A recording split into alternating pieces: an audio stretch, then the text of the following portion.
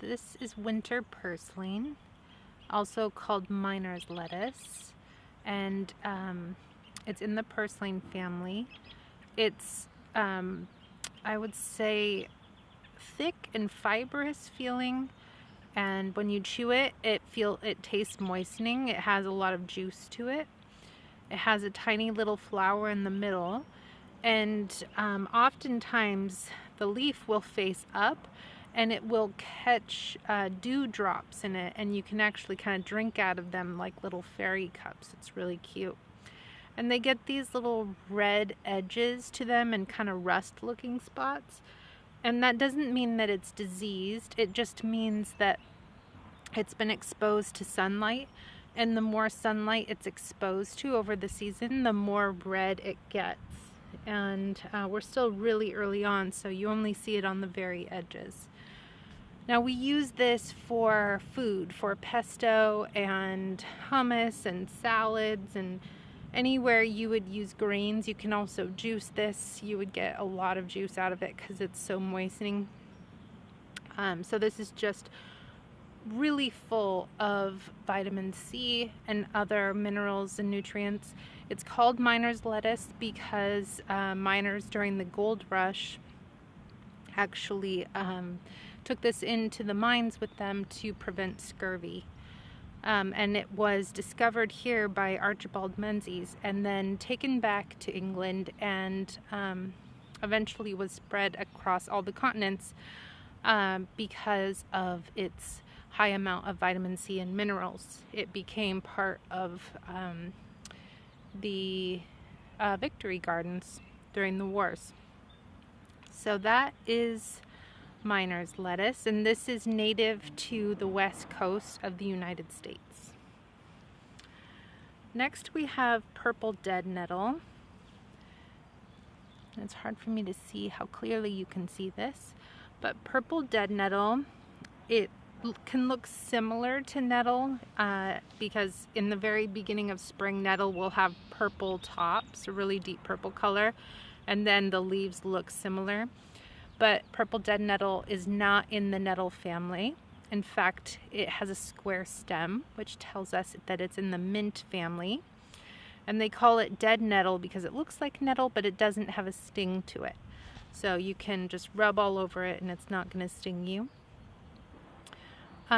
This is pretty fibrous, but when you break it up for pesto and hummus, it's really delicious and you don't notice any of that fiber in there. It's really good to eat, and this one is pretty drying. You can mush this up and put it on insect bites and stings and things like that. It's an antihistamine similar to nettle, but not as strong. But I do sometimes make a tincture out of this and add it to my allergy elixir. And we will talk more about this in another section, but for the most part, the best way to identify this is that it starts growing in late winter, early spring, and it has these purplish green leaves, and then it has these little purple flowers that pop up and the square stem. So yeah, that is purple dead nettle. And then we have chickweed. I don't know. There we go. Chickweed, you can see it has this tiny little flower on it. And it has a green calyx on the bottom of the petals in a star shape. It has 10 white petals, but they're deeply divided, or I'm sorry, it has 5 petals that are deeply divided, and so it looks like 10 petals. And this is a weather predictor. So when we are going to get rain, the flower starts to close up and the leaves will curl over to protect the smaller leaves and flowers. And so we use this to know whether it's going to rain later or tomorrow. Right now they are all somewhat open, so it looks like we might not get rain tomorrow. There are a few different ways that you can identify this. The stem has a stretchy inner stalk, very similar to usnea, and it's kind of stretchy like a rubber band. You can pull on it, you can pull on it, and that inner stalk will stretch. And then there are hairs that grow up the stalk. And it's interesting because every time they hit a set of leaves, the hair flips sides. So it doesn't grow straight up the stem. It flips back and forth and hits all four sides. The leaves are opposite, which means that they are straight across from each other. And it has this tiny little flower. And we eat this in hummus and pesto.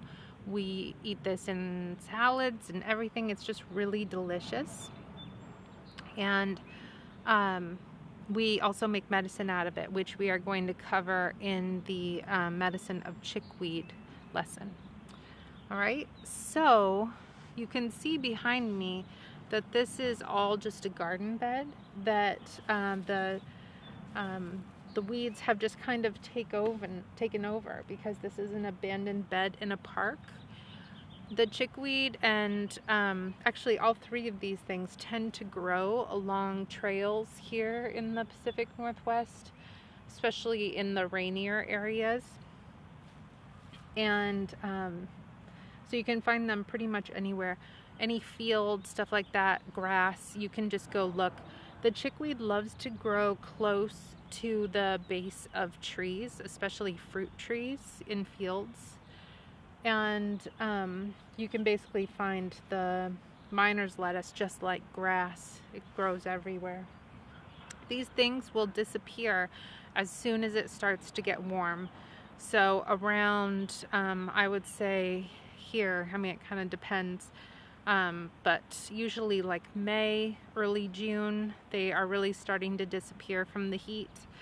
And by July, they're completely gone. And then as soon as the weather starts to cool down again and we start to have cloud cover after summer, the chickweed will come right back, but the miner's lettuce and purple dead nettle doesn't come back again until next year.